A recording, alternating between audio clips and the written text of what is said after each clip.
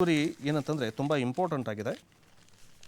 ಏನು ಭಾರತ ಮತ್ತು ಪಾಕಿಸ್ತಾನ ಈಗೇನಾದರೂ ಯುದ್ಧಕ್ಕೆ ಹೋದರೆ ಏನಾಗತ್ತೆ, ಯಾರು ಗೆಲ್ತಾರೆ? ಅಫ್ಕೋರ್ಸ್ ಯಾರು ಅಂದರೆ ಬಲ ಅಷ್ಟೇ ಇದೆ, ಇಲ್ಲಿ ಸೈನ್ಯದ ಬಲ ಹೇಳ್ತಾ ಇಲ್ಲ. ಆದರೆ ಪಾಕಿಸ್ತಾನ ಎದುರಿಸ್ತಾ ಇರುವಂತಹ ಸವಾಲುಗಳು, ಸಮಸ್ಯೆಗಳ ಬಗ್ಗೆ ಹೇಳ್ತೀನಿ. ಭಾರತ ಎಷ್ಟೇ ಸ್ಟ್ರಾಂಗ್ ಆಗಿದ್ರು, ಭಾರತ ಎಷ್ಟೇ ಪವರ್ಫುಲ್ ರಾಷ್ಟ್ರಗಳ ಪಟ್ಟಿಯಲ್ಲಿ ಸೇರಿದ್ರು ಕೂಡ ಪಾಕಿಸ್ತಾನ ಅನ್ನುವಂತಹ ಈ ಉಗ್ರ ದೇಶ ಇದೆಯಲ್ಲ, ಅದರ ಹತ್ರನೂ ಕೂಡ ಏನಾಗಿದೆ ಅಂತಂದರೆ ನ್ಯೂಕ್ಲಿಯರ್ ಪವರ್ 170 ಇದೆ. ನ್ಯೂಕ್ಲಿಯರ್ ಬಾಂಬ್ಗಳು ಅವ್ರ ಹತ್ರ 170 ಇದೆ, ನಮ್ಮ ಹತ್ರ 172 ಅಥವಾ 176 ಇದೆ.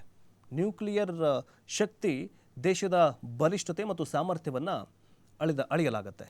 ಆದರೆ ಇಷ್ಟೆಲ್ಲ ಆಗಿದ್ರೂ ಕೂಡ ಪಾಕಿಸ್ತಾನ ಯಾಕೆ ಯುದ್ಧವನ್ನು ಮಾಡೋದಕ್ಕೆ ಆಗಲ್ಲ, ಯಾಕೆ ಆಗ್ತಾ ಇಲ್ಲ ಅಂತಂದರೆ ಒಂದು 7-8 ಪಾಯಿಂಟ್ಗಳಿದ್ದಾವೆ. ಯಾವುದೇ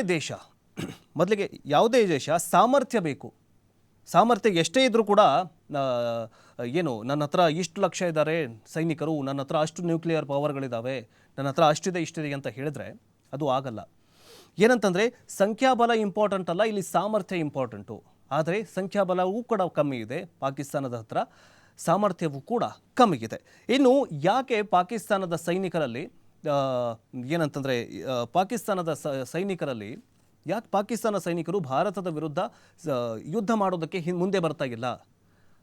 ಏನೋ ನವಾಜ್ ಶರೀಫು ಅಥವಾ ಅವನ ಉಪ ರಾಷ್ಟ್ರಪತಿ ಜೊತೆಗೆ ಅವನ ಪಾಕಿಸ್ತಾನದ ಸೇನಾ ಮುಖ್ಯಸ್ಥ ಹೇಳ್ತಾನೆ, ಇವತ್ತು ನಾವು ಯುದ್ಧ ಮಾಡ್ತೀವಿ ಅಂತ ಹೇಳ್ತಾರೆ. ಆದರೆ ಯುದ್ಧ ಮಾಡೋದಕ್ಕೆ ಸೈನಿಕರಿಗೆ ಹಲವಾರು ಸಮಸ್ಯೆಗಳಿದ್ದಾವೆ. ಆ ಸಮಸ್ಯೆಗಳನ್ನು ನಾವು ಮಾತಾಡ್ತಾ ಇದ್ವಿ. ಪಾಕಿಸ್ತಾನ ಮತ್ತು ಭಾರತ ಯುದ್ಧ ನಡೆದಿದ್ದೇ ಸಂದರ್ಭದಲ್ಲಿ ಭಾರತದತ್ತ ಎಲ್ಲವೂ ಕೂಡ ಕರೆಕ್ಟಾಗೇ ಇದೆ. ಸೈನ್ಯ ಬಲ ಆಗಿರಬಹುದು, ಜೊತೆಗೆ ಸೈನಿಕರ ಬಲವೂ ಕೂಡ ಅಷ್ಟೇ ಇಂಪಾರ್ಟೆಂಟು. ಇಲ್ಲಿ ಸೈನಿಕರ ಸಂಖ್ಯೆ ಇಂಪಾರ್ಟೆಂಟ್ ಆಗಲ್ಲ, ಸೈನಿಕರ ಮಿಸೈಲ್ಗಳು ಸಂಖ್ಯೆ ಇಂಪಾರ್ಟೆಂಟ್ ಆಗಲ್ಲ, ಮದ್ದುಗುಂಡುಗಳ ಇಂಪಾರ್ಟೆಂಟ್ ಆಗಲ್ಲ, ಅಲ್ಲಿ ಸಾಮರ್ಥ್ಯವೂ ಕೂಡ ಇಂಪಾರ್ಟೆಂಟ್ ಆಗುತ್ತೆ. ಪಾಕಿಸ್ತಾನ ಎದುರಿಸ್ತಾ ಇರುವಂತಹ ಕೆಲವೊಂದಿಷ್ಟು ಸಮಸ್ಯೆಗಳು ತುಂಬ ಚೀಫ್ ಸಮಸ್ಯೆಗಳನ್ನು ಎದುರಿಸ್ತಾ ಇದೆ. ಏನಂತಂದರೆ ಮೊದಲನೇದಾಗಿ ಪಾಕಿಸ್ತಾನ ಆರ್ಥಿಕ ಬಿಕ್ಕಟ್ಟನ್ನು ಎದುರಿಸ್ತಾ ಇದೆ. ಆ ಪಾಕಿಸ್ತಾನದಲ್ಲಿ ಈಗಾಗಲೇ GDP ಕುಸಿತವಾಗಿದೆ, ತಿನ್ನೋಕೆ ಅನ್ನ ಇಲ್ಲ. ಎಲ್ಲಿ ಪಾಕಿಸ್ತಾನದ ಜನರಿಗೆ ತಿನ್ನೋದಕ್ಕೆ ಅನ್ನ ಇಲ್ಲ, ಅಲ್ಲಿ ಭ್ರಷ್ಟಾಚಾರ ತಾಂಡವವಾಡ್ತಾ ಇದೆ. ಅಷ್ಟಾದರೂ ಕೂಡ ಈ ಉಗ್ರರನ್ನು ಸಾಕೋದು ಮಾತ್ರ ಬಿಡ್ತಾಗಿಲ್ಲ.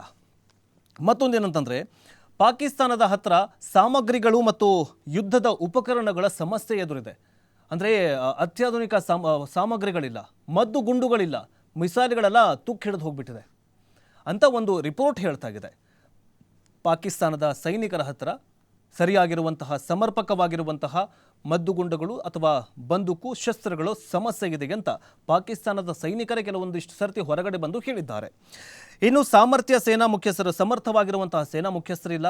ಜೊತೆಗೆ ಬಲೂಚಿಸ್ತಾನ ಬಂಡುಕೋರರ ದಾಳಿಯಿಂದಾಗಿ ಅಲ್ಲಿನ ಮೊನ್ನೆ ಅಷ್ಟೇ ಈ ಪುಲ್ವಾಮಾ ದಾಳಿಯ ರೀತಿಯಲ್ಲೇ ಪಾಕಿಸ್ತಾನದಲ್ಲಿ ಒಂದು ದಾಳಿ ಆಯಿತು. ಅಲ್ಲಿ 200ಕ್ಕೂ ಹೆಚ್ಚು ಪಾಕಿಸ್ತಾನ ಸೈನಿಕರು ಬಲಿಯಾದರು. ಬಲೂಚಿಸ್ತಾನ ಬಂಡುಕೋರರು ಏನು ಮಾಡಿದ್ದಾರೆ ಅಂತಂದರೆ ಪಾಕಿಸ್ತಾನದ ವಿರುದ್ಧ ಯುದ್ಧ ಸಾರಿದ್ದಾರೆ. ಅದಕ್ಕೋಸ್ಕರ ಸೈನಿಕರು ಕೂಡ ಹಿಂಜರಿತಾಗಿದ್ದಾರೆ. ಆ ಕಡೆ ಬಲೂಚಿಸ್ತಾನ ಕಡೆ ನಾವು ನೋಡಬೇಕಾ ಅಥವಾ ಭಾರತ ಏನಾದರೂ ಯುದ್ಧ ಮಾಡಿದ್ರೆ ಈ ಕಡೆ ನೋಡಬೇಕಾ? ಹೀಗೆ ಅನೇಕ ಸವಾಲುಗಳನ್ನು ಮತ್ತು ಅವರ ಸೈನಿಕರ ಆತ್ಮಸ್ಥೈರ್ಯ ಕುಗ್ಗುತ್ತಾಗಿದೆ ಅಂತ ಹೇಳಲಾಗಿದೆ. ಜೊತೆಗೆ ಪಾಕ್ನಲ್ಲಿ ಭ್ರಷ್ಟಾಚಾರ ತಾಂಡವವಾಡ್ತಾಗಿದೆ. ಅದೇ ಹೇಳಿದ್ನಲ್ಲ, ಪಾಕಿಸ್ತಾನದ ಪಾಪ ಬಡತನ ರಾಷ್ಟ್ರ, ಎಲ್ಲೋ ಒಂದು ಕಡೆ ಯಾವುದೋ ಇಸ್ಲಾಂ ರಾಷ್ಟ್ರನೋ ದುಬೈಯೋ ಅಥವಾ ಯಾವುದಾವುದೋ ಆಫ್ರಿಕಾಗೋ ಹೋಗಿ ಭಿಕಾರಿಸ್ತಾನ ಇದೆ, ನವಾಜ್ ಶರೀಫ್ ಹೋಗಿ ಭಿಕ್ಷೆ ಬೇಡಿ ಫಂಡನ್ನು ತೊಗೊಂಬರ್ತಾನಲ್ಲ, ಆ ಫಂಡ್ ತೊಗೊಂಬಂದಾಗ ಅದೇ ಹೇಳಿದ್ನಲ್ಲ, 100 ರೂಪಾಯಿ ತೊಗೊಂಬಂದರೆ 50 ರೂಪಾಯಿ 75 ರೂಪಾಯಿ ಇವನು ಜೇಬಿಗೆ ಹೋಗುತ್ತೆ. 25 ರೂಪಾಯಲ್ಲಿ ಅಧಿಕಾರಿಗಳು ತಿಂತಾರೆ, 10 ರೂಪಾಯಿ ಮಾತ್ರ ಸೈನಿಕರಿಗೆ ಹೋಗುತ್ತೆ. ಆ ಸೈನಿಕರಿಗೆ ಊಟನೇ ಸಿಗ್ತಾ ಇಲ್ಲ. ಸೊ ಹೀಗಾಗಿ ಪಾಕಿಸ್ತಾನದಲ್ಲಿ ಭ್ರಷ್ಟಾಚಾರ ತಾಂಡವವಾಡ್ತಾಗಿದೆ. ಇನ್ನು ರಾಜಕೀಯ ಒತ್ತಡಗಳು, ಅಫ್ಕೋರ್ಸ್ ಅಲ್ಲಿ ಏನಂತಂದರೆ ಪ್ರಧಾನಿ ಅವರ ಕೈಯಲ್ಲಿ ಏನೂ ಇರಲ್ಲ ಅಧಿಕಾರ, ಎಲ್ಲವೂ ಕೂಡ ಸೇನಾ ಮುಖ್ಯಸ್ಥನ ಕೈಯಲ್ಲಿರುತ್ತೆ. ಸೇನಾ ಮುಖ್ಯಸ್ಥ ಪ್ರಧಾನಿ ಏನಾದರೂ ಹೆಚ್ಚು ಕಮ್ಮಿ ಮಾತಾಡ್ದ ಅಂತಂದರೆ ಸೇನಾ ಮುಖ್ಯಸ್ಥನ ವಿರುದ್ಧ ಅಲ್ಲಿ ಆ ಒಂದು ಪ್ರಧಾನಿಯ ಸಂಹಾರವಾದಂಗೆ. ಸೊ ಹೀಗಾಗಿ ಅಲ್ಲಿ ರಾಜಕೀಯ ಒತ್ತಡಗಳು ಜಾಸ್ತಿ ಇದೆ, ಜೊತೆಗೆ ಸೇನೆಯ ಮತ್ತು ಆ, ಸೇನೆಯ ಮೇಲೆ ಜನರ ಅಪನಂಬಿಕೆ ಜಾಸ್ತಿ ಆಗಿದೆ. ಅಂದರೆ ಕಾನ್ಫಿಡೆನ್ಸ್ ಇಲ್ಲ, ನೀವೇನು ಗೆಲ್ತೀರಾ, ಗೆಲ್ಲೋದು ಡೌಟು ಅಂತ ಈಗಾಗಲೇ ಸೈನಿಕರ ವಿರುದ್ಧವಾಗಿ ಜನರು ಮುಗಿಬಿದ್ದಿದ್ದಾರೆ, ಆಕ್ರೋಶವನ್ನು ವ್ಯಕ್ತಪಡಿಸ್ತಿದ್ದಾರೆ. ಯಾಕಂತಂದರೆ ಬಲೂಚಿಸ್ತಾನಲ್ಲಿ ಬಲೂಚಿ ಬಂಡುಕೋರರು ಸೇನಾಧಿಕಾರಿಗಳನ್ನೇ ಜೊತೆಗೆ ಪೊಲೀಸರನ್ನು ಮತ್ತು ಸೈನಿಕರನ್ನೇ ಗುರಿಯಾಗಿಸ್ಕೊಂಡು ಅಲ್ಲಿ ದಾಳಿಗಳನ್ನು ಮಾಡ್ತಾ ಇದ್ದಾರೆ. ಅದಕ್ಕೋಸ್ಕರ ಜನರಿಗೆ ಪಾಕಿಸ್ತಾನದ ಸೇನೆಯ ಮೇಲೆ ಅಷ್ಟೊಂದು ಕಾನ್ಫಿಡೆನ್ಸ್ ಇಲ್ಲ. ಜೊತೆಗೆ ಆಧುನೀಕರಣದ ಕೊರತೆಗಿದೆ, ಅಪ್ಡೇಟೇ ಆಗಿಲ್ಲ ಅವರು ಇನ್ನೂವರೆಗೂ ಪಾಕಿಸ್ತಾನದ ಜನರು. ಜೊತೆಗೆ ಅಲ್ಲಿನ ಸರ್ಕಾರದವರು ಅಷ್ಟೇ, ಒಟ್ಟಾರೆಯಾಗಿ ಪಾಕಿಸ್ತಾನದಲ್ಲಿ ಆಧುನೀಕರಣದ ಕೊರತೆ ಕಾಣಿಸ್ತಾ ಇದೆ.